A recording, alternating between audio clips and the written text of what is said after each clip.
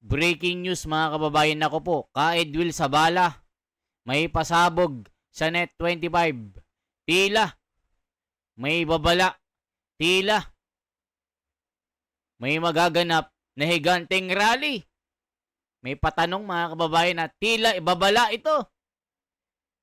Ping Lacson ano na? Tila walang nangyayari sa Blue Ribbon Committee mo. Halos 3 buwan na. Pero nagkahetot-hetot ito.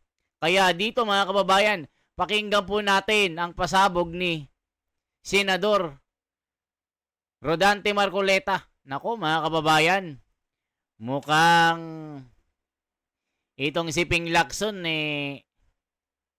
masasabon na naman dito. Pakinggan po natin ang mga banat ni Senador Marcoleta dito sa Net 25. Ito na po. Matindi po ito.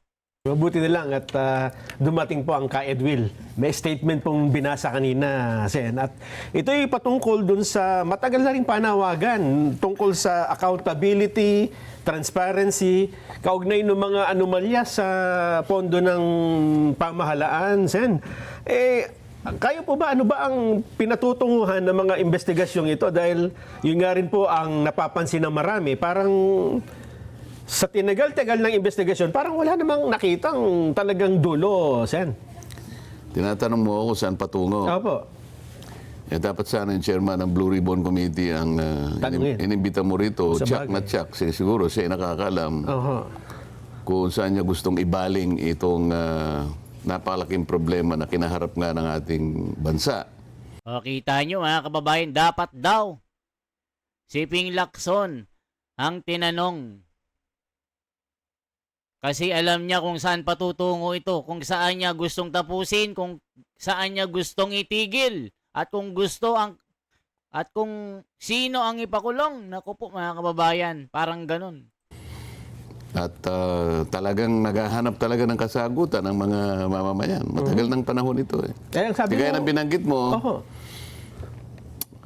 halos 3 buwan na yata ang nakararaan. Simula nung ang mga kababayan natin ay nagpahayag nga ng pagkaunsyami dahil bakit ganito ang nangyari? Naghanap tayo at nagtanong ng transparency, accountability dahil talagang kinakailangang panagutin.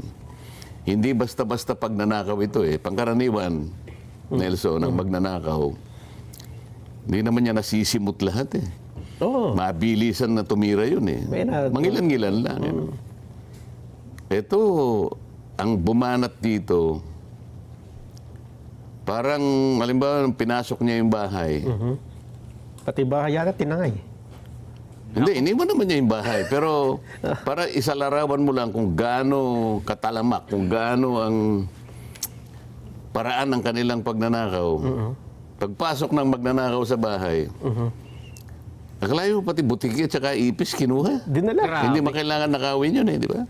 Di ba sabihin, walang itinira eh para sa mamamayan. Nako po. At masakit pera nila yun eh.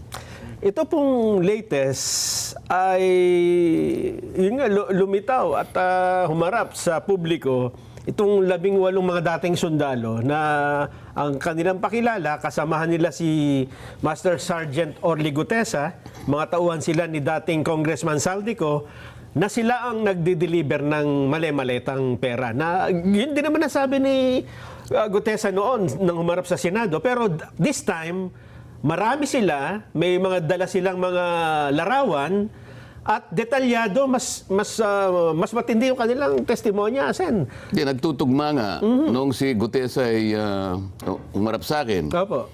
Sabi ko nga sa inyo, hindi ko naman siya kilala. At saka yung pagtatagpo namin, halos wala pang, siguro 15 minuto lang eh.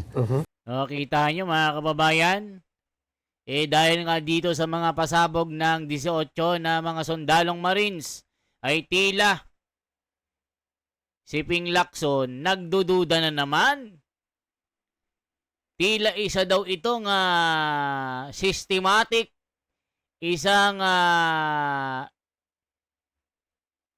alam niyo yun, yung direction daw ng tila kaduda-duda. Tila isang ano tawag doon? Destabilization move.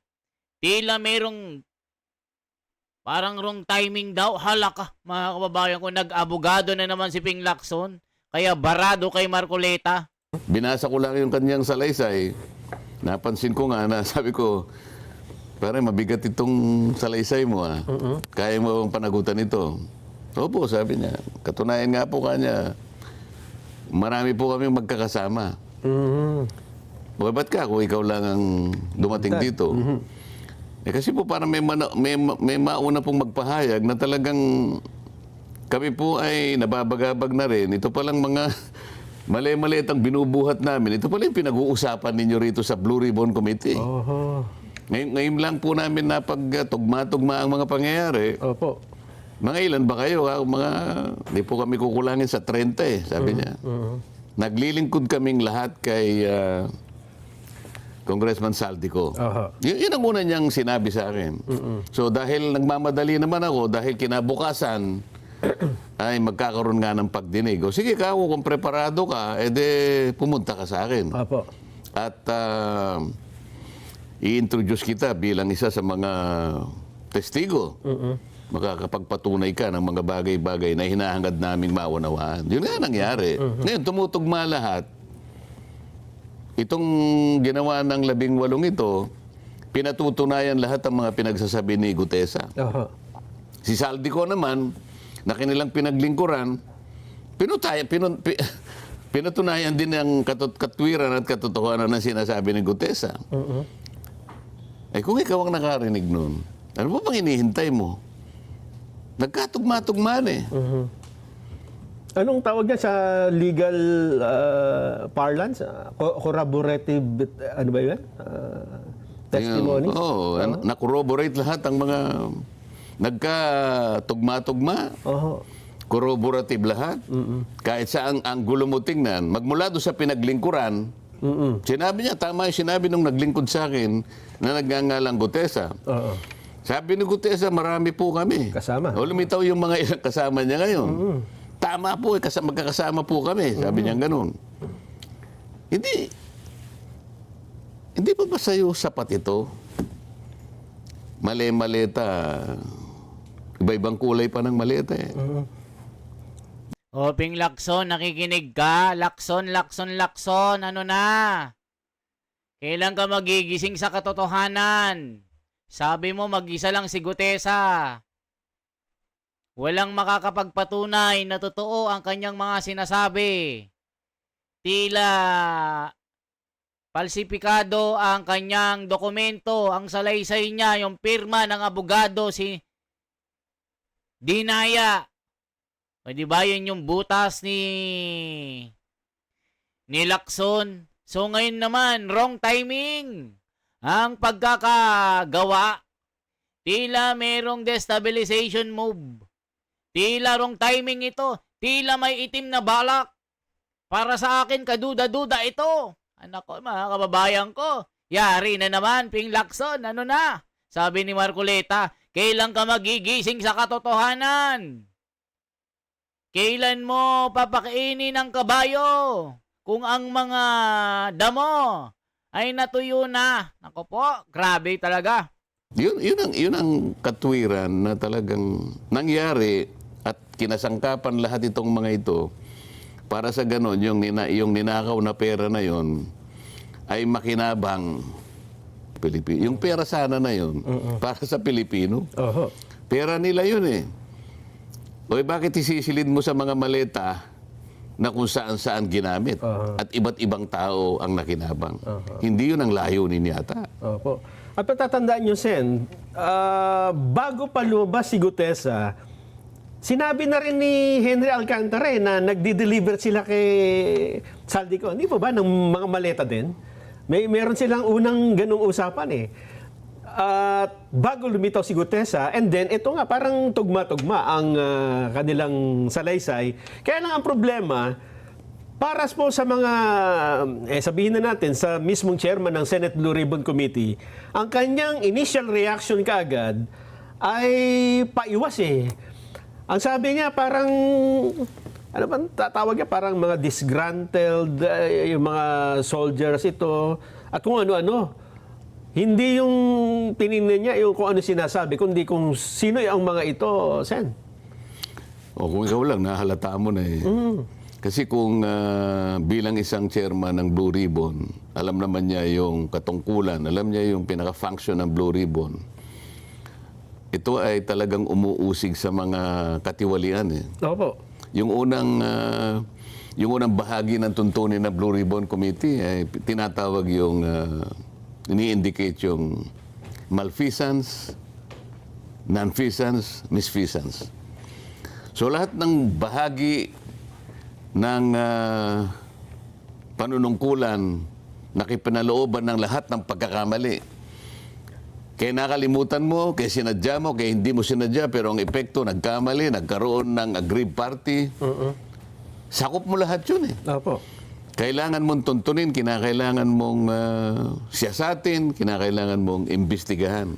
Yun ang mandato eh. Yun ang mandato.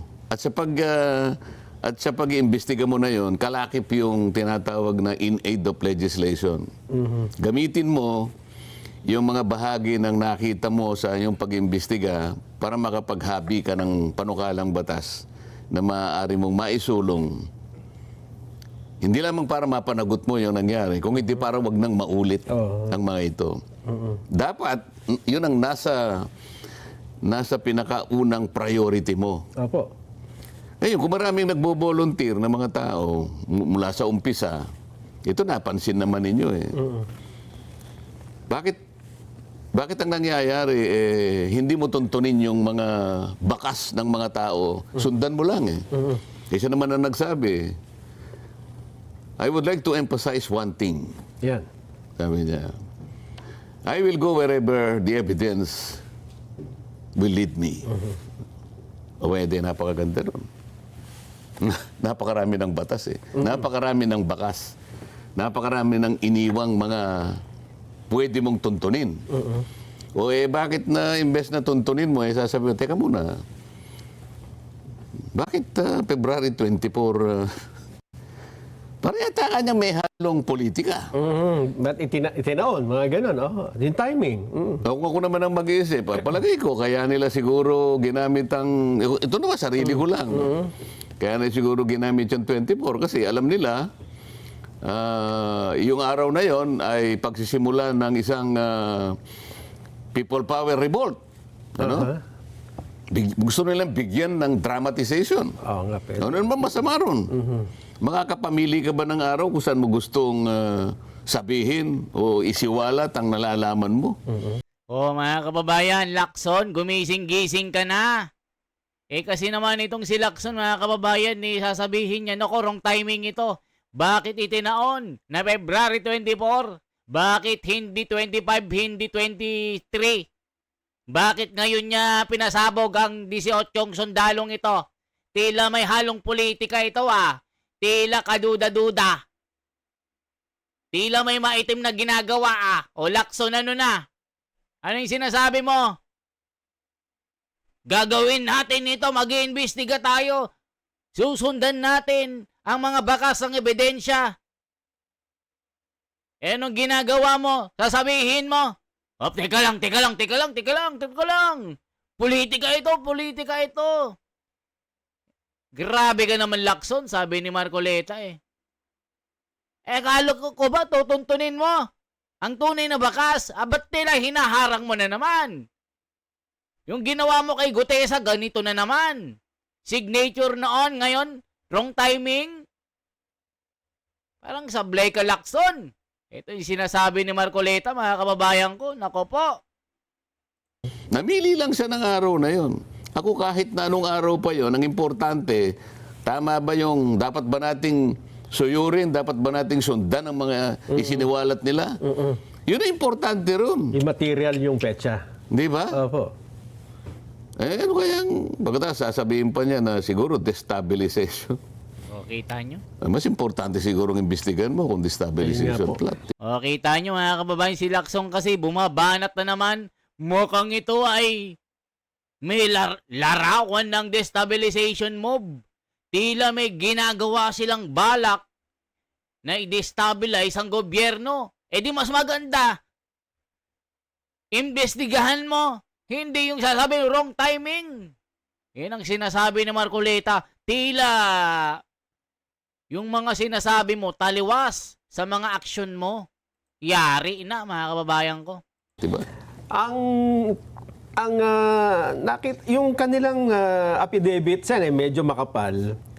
Ang ginawa ni Attorney Levy Baligod, isinabmit ito sa ombudsman. Hindi ako nagkakamali kahapon eh. At ang sabi niya, ito ay hindi complaint. Parang in-repair lang niya yung affidavit. Bahala na ang ombudsman kung ano ang gagawin niya rito. Tama naman yun eh. Sa mandato ng Ombudsman, Nelson, sa mga kababayan nating nakikinig, kahit na kwentong kutsero lang yun eh, kapag may nilalaman na sumbong yun, pwede niyang pagbasihan yun eh. Sinasabi ko nga palagi, kahit napanaginipan mo lang, Apo. at sinabi mo sa Ombudsman, pwede niyang bigyan ng panahon yun.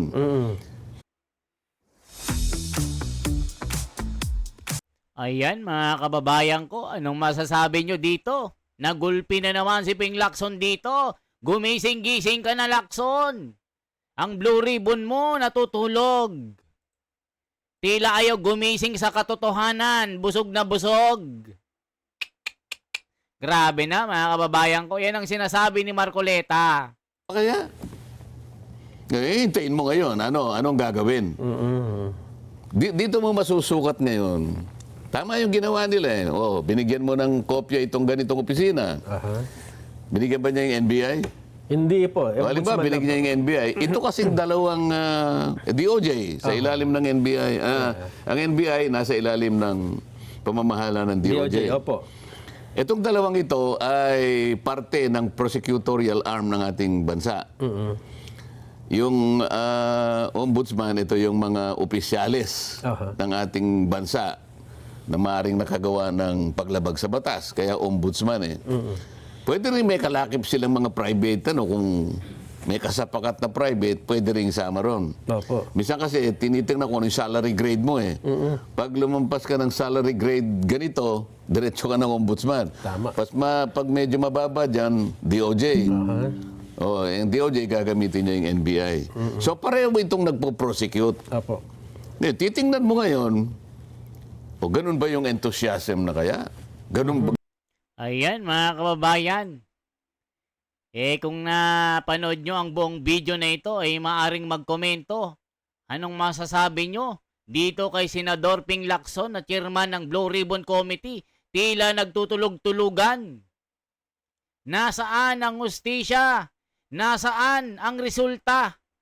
Ba't tila habang natutunto ng mastermind, ay tila ang Blue Ribbon Committee naman na si Ping Lacson ay papalayo ng palayo para hindi matunto ng mastermind.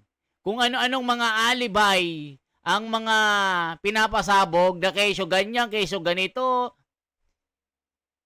destabilization, may politika, may kulay, ang kahetot-hetot na. Mga kababayan ko. Okay? Anong masasabi nyo? Tila naririndi na ang taong bayan. Tila sawang-sawa na ang inyong mga script dyan sa Blue Ribbon Committee. Ano ba talaga ang gusto nyo? Matunton? O talagang itatago nyo ang katotohanan? Yan ang sinasabi ni Senador Marcoleta. Gumising na, Ping Lacson. Tito Soto, gumising kayo. Kinakalampag na kayo ng buong bayan. Mag-imbestiga na. Huwag kayong aanga-anga dyan. Kaya tuloy kayo nasusupalpal eh. Magkano ba talagang maleta ang nakuha nyo? Yan ang sinasabi ng taong bayan, nagtatanong lang. Okay? For transparency, for a better democracy, mabuhay po mga kababayan. Isang like, isang share at isang subscribe. Salamat po. Mabuhay.